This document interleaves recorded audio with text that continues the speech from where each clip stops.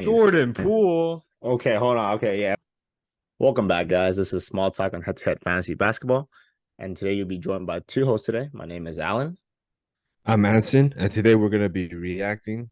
I've heard a lot of bad things about this ESPN head-to-head points league list, so we're going to react to it and tell you why you should watch our videos instead. Yeah, I agree. I agree.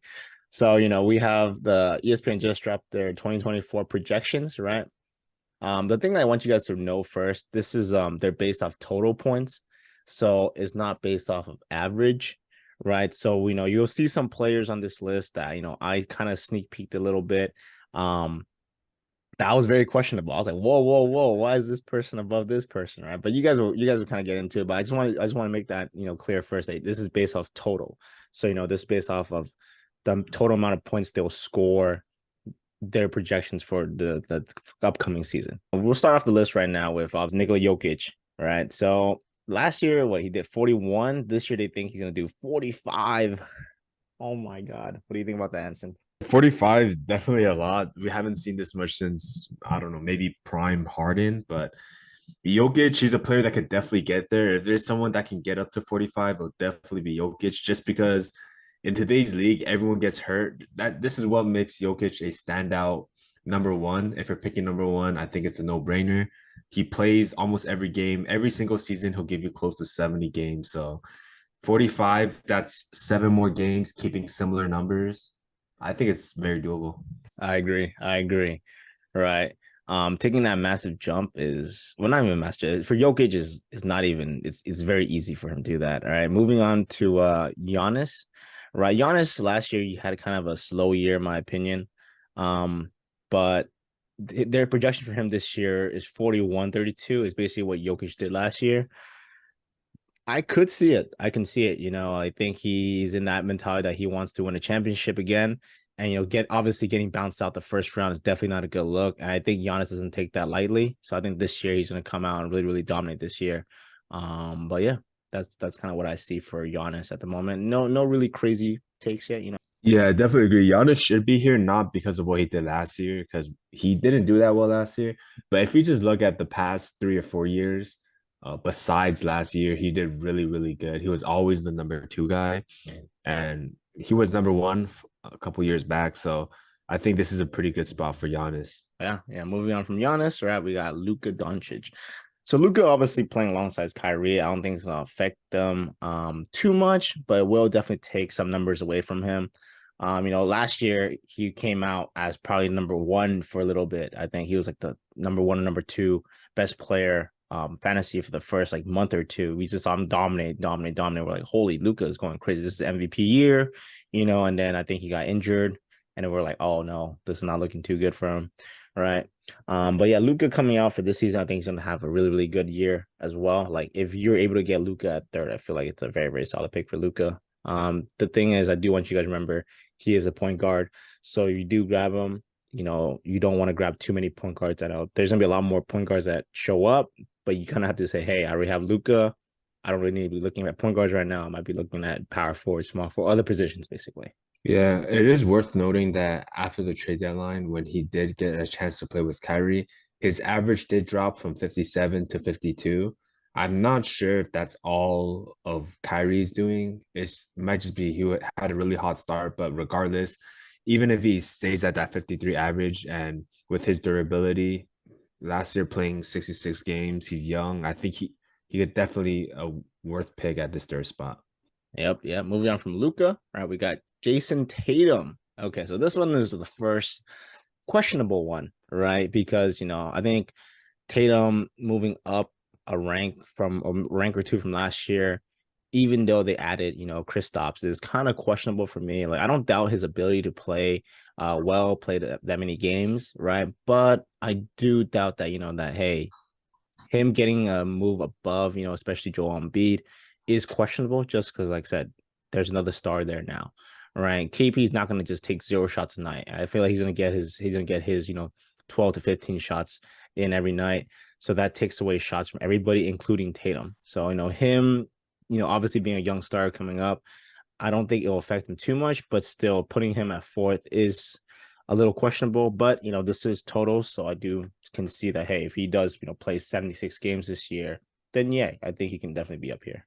Yeah, if you want to pick Tatum over Embiid, it's more of a safer route because Tatum was able to play 74 games. However, Embiid, he played 66 games. That's less than Tatum, but he was still the third best in terms of averages, and he was the second best in terms of totals. So if he slides to you at four, I definitely would, or five at this point. Five, if your league is just drafting based off these rankings, definitely Embiid at five to me is a steal, especially because he's a center and the center position is very top heavy. But once you get off the top five, there's really no other centers that there's just a really big drop off after five. Yep, yep.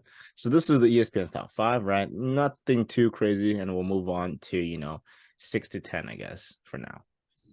Right, following Embiid, where we got SGA. We know he had a breakout season last year, and him at six is definitely something I can see. Maybe even if he has a better season, he might be moving higher next year. Who knows? But as of right now, I feel like him at six is well deserved, right? Because he ended fantasy. He played a lot of games last year too. He played 68 games. Averaged 31 points per game. Right, he's very efficient, shooting 51%. So if he's able to keep that productivity up, him continuously stay healthy on the court. If he does play, as ESPN projected 74 games, then yeah, him at six is definitely a very, very good spot for SGA. Yeah, there isn't really much changing with SGA besides Chet Holmgren, which is kind of concerning just because we don't know how good or how much Chet's going to take away from the offense. But Shea is a very fair evaluation because he's just coming off a breakout season. He could keep on improving, and he came in sixth last year. So perfect spot for Shea, in my opinion.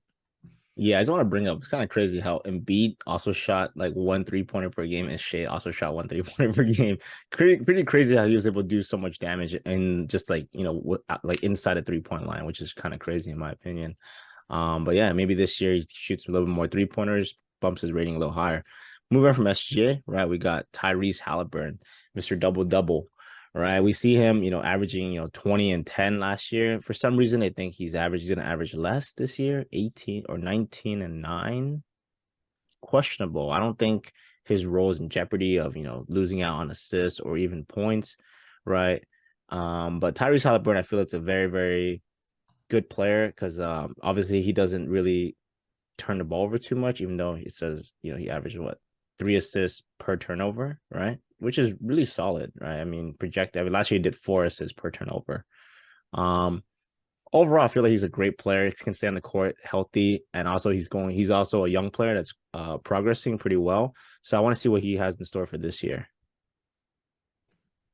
Yeah, Tyrese, I think ESPN is really banking on the projection, which I definitely agree with because I don't think he's going to be missing 30 games again.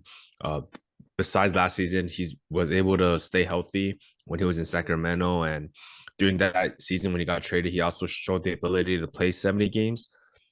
So I definitely expect Tyrese to have a really big jump. If you're picking at seven, I think the top six will for sure be gone. But if you're picking at seven, I think Tyrese should definitely be the first person you should be considering, even though they're dropping his numbers down, which I don't think, like Alan said, I don't think his points and assists will go down. Even if he does, he's still projected at seven. Yeah, I agree. And then after 7 is when we kind of started having some disagreements, right? If you guys haven't seen our personal tier list, right, you guys can go check it out. But again, this is off totals, so maybe if we make a totals list, it'll be kind of similar to this. But for Sabonis, last year played 79 games, which is very, very high. I think one of the highest out of everybody here. Projecting this year to play 76, right? He plays every single game. He doesn't really do too flashy things that will cause him to get injured, right? But he obviously is very efficient too, right? He's a big man playing 19 points a game, with 61% field goal percentage, which is really, really good. That means that he's very efficient, right? Doesn't do too much that will cause his fantasy value to go down, right? So him at 8 for totals I think is fine. Yeah, with Sabonis, he's really more of that safe, boring option. It is worth noting that averages, in my opinion, are more important than totals to a certain extent. Obviously, if your best player is playing 20 games, 30 games, then I'd rather just have a player that plays the entire season. But if you're looking at players that with a higher average and missing more games, then you could always find a player to substitute that, right? Even if that player is out, it's not exactly a zero. You find someone on the waiver and maybe you get someone on the waiver and hopefully they can produce maybe 30, 40 fantasy points, depending on your league size and who's available on the waivers. But with Sabonis, he's ranked at eighth, which I could see that because last year in totals, he did rank fourth, but injuries do happen to everyone. Even though Sabonis seems to be very durable, he only averaged the 15th ranked player last year when it comes to averages. So if he does get injured, or if there's other if next year he does miss games, then he's going to be the 15th best player according to averages. Yeah, yeah, I definitely agree with you there. Moving on from Sabonis, right? We have Anthony Edwards, right? I know a lot of you guys were like, "Whoa," like Anson already said, don't be too surprised when you start seeing names on this list that you're like, "Wow, this guy's not even." I didn't think he'd be top 20. Okay, but just remember totals. These are totals. We'll go into another video where we talk about comparing the ESPN averages for these guys in another video. But for this video, we're gonna do totals. So Anthony Edwards, we already know what he can do on the court. He stays healthy, right? That's one of the big things that Anson and I really liked about him is that he's able to continue to want to play, doesn't really sit out too much, and wants to produce and wants to get better, right? So they have him projecting a pretty big jump. I'm not gonna lie. Okay. He last year he did 24.6 points per game. That's without Cal ready for majority of the season. And they're having him jump up to 29. Is he able to do that? I think yes. Is it likely? I'm not sure. I'm really not sure. I can see it happening. Like, if they're like, hey, you know what?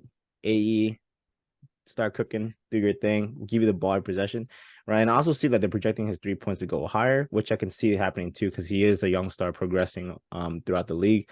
So if he does get to 29 points per game, then dang, he's damn near a first rounder, in my opinion. Well, damn near first rounder, because 29 points per game, especially that if he's able to play 78 games, right, is almost borderline amazing in my opinion. Because if you want to just compare stats, because he's a shooting guard compared to SGA shooting guard, he's going to play apparently more games than SGA, almost average the same amount, and almost do almost exactly what SGA is doing. So I think if he's able to do 29 points per game, is be pretty sensational for him. Yeah, with the SGA comparison, it's mostly just efficiency.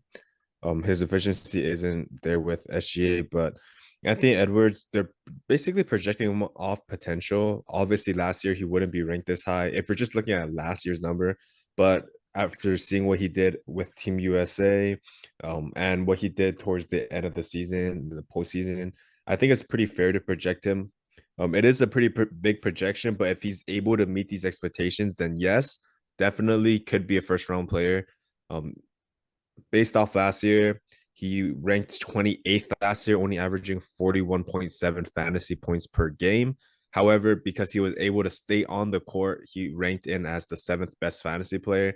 So imagine if he does take that big jump. He was already the seventh best in totals, only averaging very little. He's shown a lot of signs of improvement. So if he's able to take a big jump, he could be even a top 3 or 4 fantasy player in terms of totals. Yeah, yeah, I could definitely see that happening for AE. Following AE, we got Devin Booker, right? Or nicknamed Luca's son, right? But this year, last season, I guess he only played 53 games due to injury, right? Obviously, this year he's playing alongside stars of Bradley Beal and Kevin Durant. So, how will that affect him total wise? I don't think it should. That last season was because every year someone can get injured, and last year it was just Devin Booker. So this year I feel like him playing 72 games is definitely doable, right? Obviously, we know what he can do on the court, right? One of the best ISO players or mid-range players there is in the league at the moment, right? 27 points, almost everything staying the same. They might slot him as a point guard, so that's assuming why his average assist to turnover ratio is a little higher, along with his assists, right? So if he does play point guard, I could see him having a bigger jump, right? Still really efficient, shooting well, shooting about 2 threes a game, or making 2 threes a game. But for him at number 10, I definitely can see that happening. He is also like a young star coming up, and we see flashes of, hey, he wants to be like Kobe. So we'll see what happens this year. Yeah, I wouldn't be too concerned with him playing with Kevin Durant just because his numbers actually went up playing with Kevin Durant. I don't think that's because of Kevin Durant, but it's more of a sample size issue. But before the trade deadline, he was averaging 44. After the trade deadline, 46. So I wouldn't be too concerned there. And like Alan said, if he is at point guard, he'll have more assist opportunities. Yeah. Moving on from Devin Booker, we'll go to the next five. So we got some good names here. We got Mr. Ice Trey at number 11, right? I'm surprised he wasn't higher than Booker just because, he did play more games last season. But, like I said, injuries happen, so who knows, right? But Trey at 11 is okay, in my opinion, right? 76 games projected this season, almost the exact same stats for last year. I don't think there's much that changed in the Atlanta Hawks, so they're saying that, hey, Trey is not going to have too much of a change. But, in my opinion, I feel like maybe he gets a little better working with DeJounte. So we'll see, how it works out with him this year. But I think the Hawks are gonna make some adjustment, maybe give Trey a little bit more scoring opportunities. Who knows? Right. But I hope that Trey can figure out something with DeJounte in Atlanta. Yeah, I'm surprised I haven't seen Damian Lillard, Kevin Durant, some of these guys in, but Trey, Trey, Trey should be around here. I might consider Steph Curry above him. I might consider Damian Lillard above him. Just because Trey Young didn't really have too good of a season. He's mostly here because he played a lot of games, but injuries can happen to everyone. Like I said earlier, I like to look at averages unless the games played are very significant. But if Steph Curry's projected 74 games, I'll take Steph Curry just because he has a higher points per game average. And he's not going to be playing with Jordan Poole, who takes 16 shots per game. With Trey Young, it's just we just don't know. I mean, I know John Collins is gone, but him and DeJounte is just not that good of a mix so far. So yeah, I feel a lot better about Steph Curry if he's played as shooting guard. Yeah, I definitely agree with you there. Trey Young, Steph Curry, I think Steph should have been a little higher, but like I said, it is totals. He did miss a few games last season due to injury, right? So him at 12, I could see it. I think a lot of these guys are interchangeable depending on what happens this year, right? But yeah, I also agree. I haven't seen KD or some other certain players that we had on our tier list, but these guys are in totals. But we'll see. Moving on from Curry and Trey, we have Donovan Mitchell. Right. Mitchell, same thing as I would say like Trey, shouldn't have too much of a change. Nothing should really change on the Cavs. Right. Same roster coming into this new season. Right. I don't think he's gonna, regress that he's turning into a player that, doesn't know how to shoot or something. Right. So I'm expecting similar numbers for him, maybe play a little bit more games. Right. But overall, I feel like he's in for a pretty good season for Mitchell. Yeah, I expect Mitchell to do the same exact thing. I think ESPN got it about right here. All his numbers look pretty similar. He does play a lot of games. Yeah. Yeah. All right, moving on from Mitchell, where we have LaMelo Ball. So I know LaMelo's kind of I want to say a hot topic, but there's a lot of people that don't really they're not really sure where they want to put LaMelo Ball, right? Because when he's playing, like, wow, this guy could be a top 10 fantasy player. But when he's injured, it's like, dang, this guy's like maybe top 30, you know. But it just there's a lot of concerns about it, but I understand those concerns, but you can't deny the fact that when he's on the court, he's able to produce at a very, very high level, right? He's grabbing boards, assists, like shooting well, playing well, right? It's just that he is dealing with some injuries, right? Obviously, we see that he played only 36 games last year. And then this year, obviously, me hoping that he will be more healthier. Playing 70 games would be, like a sensei, like dang, amazing, but we'll see. We'll see what he can do this year. But overall, I'm looking for LaMelo to have a really strong season this year if he can stay healthy. Yeah, keyword is just stay healthy with LaMelo.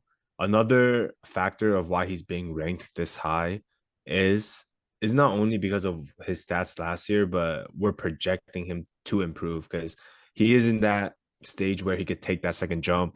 him and Anthony Edwards kind of came into the league similarly. AE's taking that jump. LaMelo, his injuries are kind of affecting him from taking that jump, but we're seeing flashes. So I think if you're drafting LaMelo, you're really just drafting based off potential. I'm just very surprised that hopefully Damian Lillard will come in the next couple players because I'm expecting him to put up similar fantasy numbers to Dame if LaMelo can stay healthy. Yeah, I agree. I'm also concerned, where is LaMelo? Right. But after LaMelo Ball, we have, the GOAT of basketball. We're not going to debate it with you on this video. I don't care what you say, right? Anson and I both think LeBron is the GOAT of basketball. And him being at rank 15, right? Obviously, last year he played 55 games, which is still good for a 40-year-old man, in my opinion. He projected to play 68 games, averaging almost around the same numbers, right? 29 points per game, one steal, one block, 8 rebounds, 7 assists, playing at a very, very efficient level, right? So, in my opinion, I feel like LeBron is around here. I think ESPN got this one right too, right? I think he's around here for totals. If he's able to stay healthy, I don't expect anything short of another potential championship run this year for him.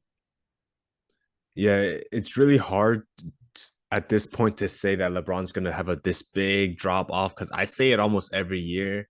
And me being a LeBron fan, I'm always like, oh, maybe I won't draft LeBron this year, and he keeps surprising me every single year. Besides the years he gets injured, but if he's able to stay healthy, man, we've seen him be a top eight, top five fantasy player. Yeah, I agree with you there. We'll probably do five more. We'll just probably end it at top 20. And then we don't want to make this video too long for you guys, but we'll kind of show you. Whoa, who Oh, are these guys? what? Where's Damian Lillard? Oh my. Whoa, The Damian Lillard 20 is Jordan here. Poole. Okay, hold on. Okay, yeah. We'll make sure we end the video after these guys. All right. I don't think that's enough of our brain for today. But for the DeJounte Murray at 16, okay, I'm gonna just remind myself, I want you guys to remind yourselves too that this is totals. Okay, but I can still in my head, I think there's a player that they're missing up here, that plays a lot of games as well. But we'll get into that in a little bit.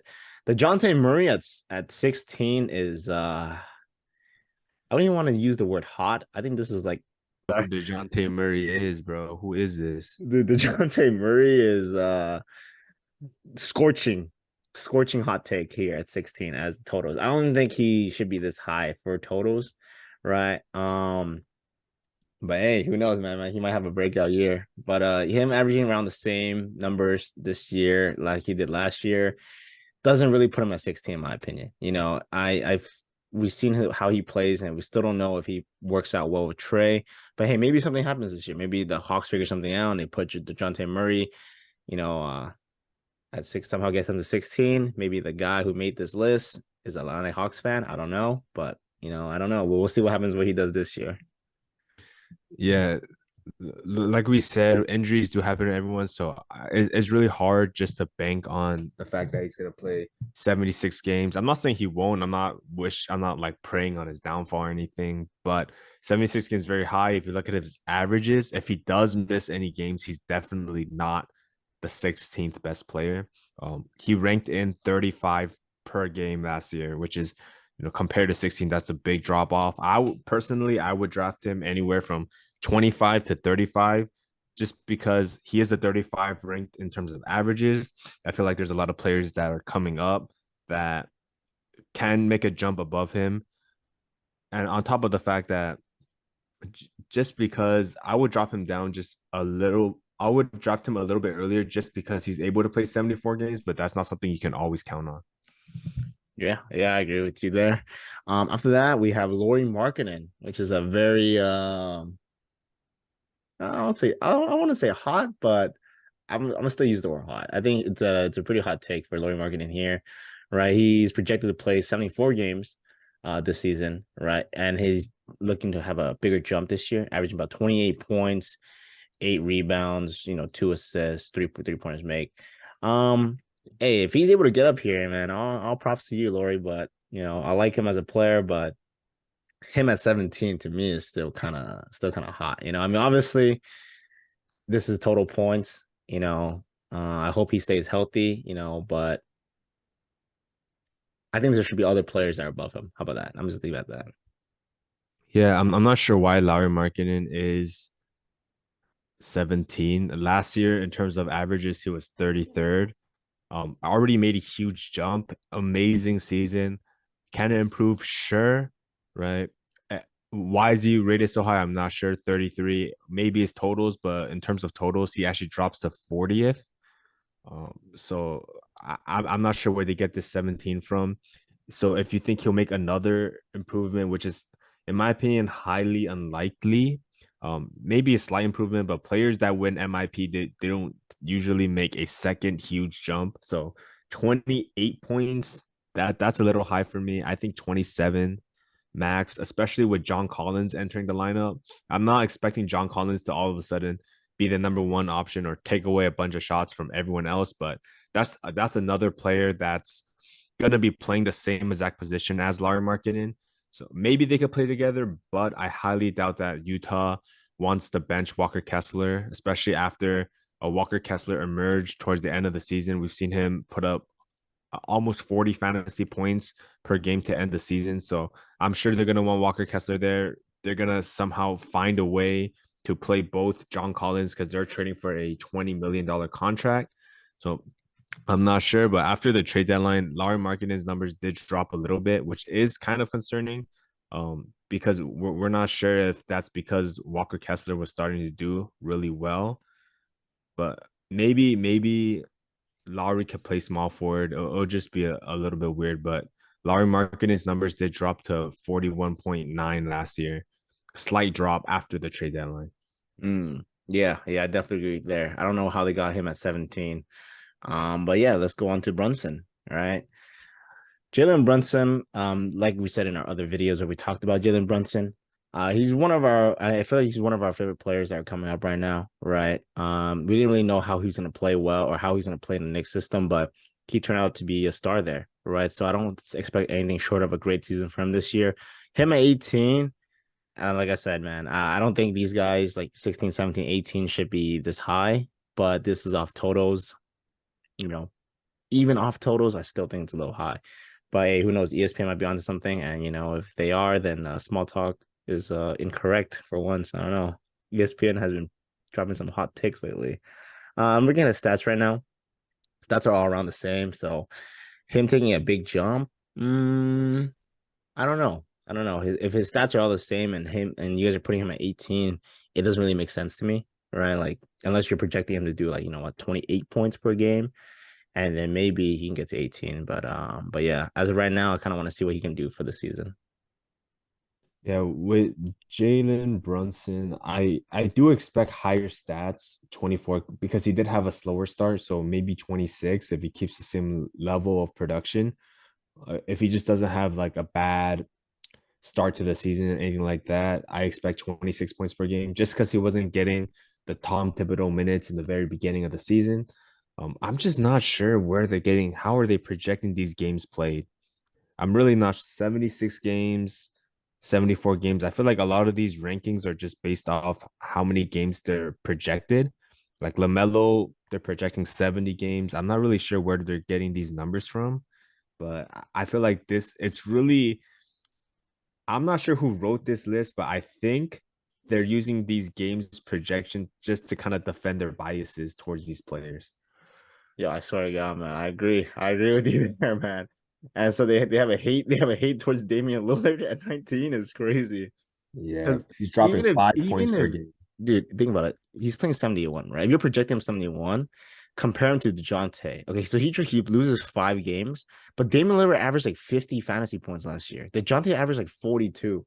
So it doesn't really make sense how he loses 5 games and then DeJounte makes plays 5 more games, somehow makes him more valuable than Dame is very, very interesting to me. They're also projecting him to do a lot worse this year. Like, I don't think like from 32 to 28, that's a 4 point drop off, like 4 point, almost like a 4.5 drop off, right? Or 4.4 drop off, which is okay. I can see that. Last year he had a good year, but if he stays on the Blazers, like, I don't think anything's going to change besides Scoot. I could see a little drop off, maybe 30, but man, they really don't like Dame. I don't know, man. ESPN just don't like Dame for some reason. But I think Dame should be at least above DeJounte. I'll tell you that, at least above these three, in my opinion. But yeah, if you guys are drafting, don't draft these guys before Dame. How about that? Just do that. Just don't do that. All right. Yeah, I'm not sure why they're so pessimistic about Dame. If you look at these, they're expecting him to shoot worse from the field goal, shoot worse from free throw, shoot less threes, less assists, like how do you project him to have less rebounds? I'm not even sure like how these projections are made, but he ranked in as the sixth best player in terms of fantasy. So and he ranked in at six, playing fifth, averaging 51 fantasy points per game, 51.7 to be exact. If he's able to be the sixth best player, only playing 58 games, and you're projecting him at 71, he should be projected to be the second or third best fantasy Yeah, player yeah. if he's playing 71. So I'm not really sure if he does get moved from Portland, his numbers could drop a little bit. I think the most likely team he's going to go to is the Miami Heat, but even in Miami, he should be the number one option. So I'm not sure why there's a 5 point decrease, but if Damian Lillard is available at 19th, please grab Damian Lillard. Yeah, just grab him, man. Just grab him. Obviously, if he gets injured, that's not on us. Nothing, no one control that. But I'm telling you, man, if you get him at 19, you might just won your fantasy league right there. If you didn't show in the beginning pick. So you guys might just won your league right there if everyone stays healthy. But moving on from Dame, right? We have arguably the hottest take, because if you saw our other video, we had Jordan Poole like what, top 50, maybe? Top 50, I would Yeah. say. Yeah, top 50. And him at 20 is crazy. Okay, okay. Let me just say this. I know it's total points, but still, like, he played 82. They're projecting him to play a little bit less. And what was Jordan Poole even ranked last year? I'm pretty sure Anson will get that for you guys in a minute. But I know he. Oh, I know he's going on to. I kind of spoiled it a little bit, but I know he's going to the Wizards. But him taking an 8 point jump.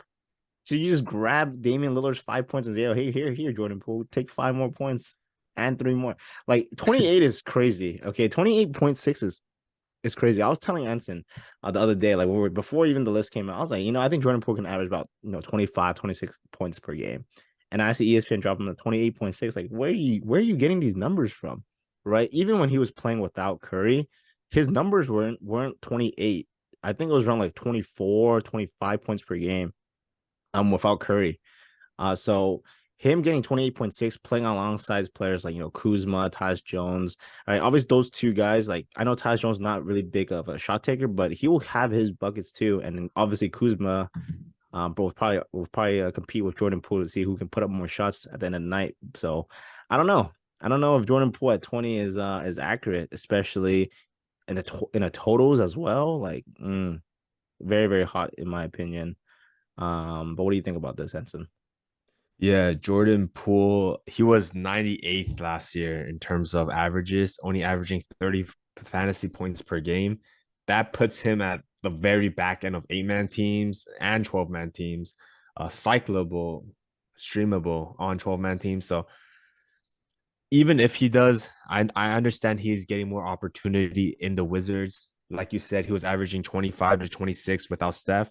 I think that team last year, when he was going off, that team would be easier for him to get shots because that team's actually worse than the Wizards team he's entering. If you look at that Warriors team without Steph Curry, Wiggins missed the entire season. It was only Clay, and then the next best offensive option after Clay Thompson was Kevon Looney or Draymond Green, right? It's like not really a lot of offense. So Jordan Poole was able to take advantage of that. I don't think 8 points is feasible for Jordan Poole to average. And even if he does average 28 points per game, which is very high, you got to remember how bad Jordan Poole's efficiency is. I mean, it's on the screen, right? He's shooting 43%. If you increase his points, You I'm think assuming he's that means he takes more shots, but why is his efficiency going up? Usually it's the opposite way, right? If they're shooting less, they're usually more efficient. Now he's going to be center of attention, center of offense. They're going to collapse on him. I doubt his efficiency goes up. But this is just, let me show you why this is so ridiculous, right? We haven't seen Kevin Durant on this list. Kevin Durant averages last year, he only averaged 26 in Phoenix. He averaged 29.7 in Brooklyn. Altogether, last year, he averaged 29 points per game, right? 20, that's more than Jordan Poole is projected to. That's very unrealistic for Jordan Poole to get projected 28. But Kevin Durant showed that he averaged more points per game than what they're projecting Jordan Poole to average. On top of that, he averages more rebounds, more assists than Jordan Poole.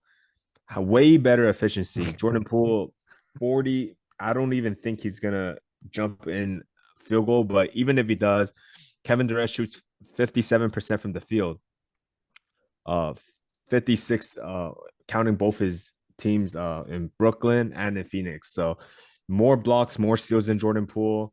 Just everything just better than Jordan Poole. But for whatever reason, I haven't seen Kevin Durant on this list yet. Yeah, very, very hot take because just like you said, if you're shooting more, your efficiency should not be going up. They're saying Dame's gonna be shooting less and his efficiency is going down, which is like, what did the calculate? You guys flip the math, or you guys forgot to carry to one, or what's going on? Like, how's he gonna average 28 when he's already a chucker when he's averaging 20? Like, you're basically giving him almost a 50%, okay, it's like a 40% jump in points, and you think his efficiency is gonna go hot. Like, I just can't see it. If we're wrong, you guys can go back to this video and flame us. But I was let we both have rings. I just remind you guys again, we both have rings. So this doesn't make sense. If he's here at 20 and there's Damian Lillard at 19, you better grab Damian Lillard. I swear to God, if you guys grab Jordan Poole over Damian Lillard, do not send me a screenshot. I'll block you guys.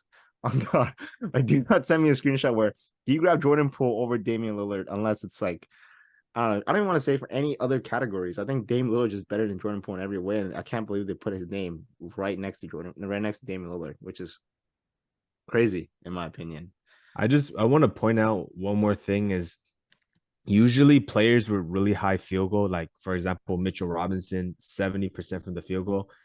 Usually it's players that don't take threes, right? It's players that take inside shot layups. Usually their field goals are higher, like DeMar DeRozan, some of our field goal leaders. With Jordan Poole, they're expecting him to almost double his threes and somehow still improve his field goal. I just don't understand. I'm not hating on Jordan Poole. I don't really understand the logic of him being placed this high. Yeah, I definitely don't understand, but that'll be our top 20 list for now, right? We'll drop the other, 20 to 30 or 20 to 35, depending on how we move through those guys. But the first 20 was I think was more than enough for you guys to handle for a day. Let's leave it at that. Right. But yeah, I think that could kind of wrap up our list here, or our I guess our breakdown or analysis on these top 20 players. Is there anything else you want to add, Anson? Yeah, make sure you guys follow, subscribe again for more information because you definitely don't want to go to ESPN for your fantasy information. No, just make sure you subscribe to us, listen to what we got to say. We got you guys. Yeah. All right. Hope you guys have a great day. Hope you guys have a great fantasy season. We'll see you guys in the next video. Peace. Peace.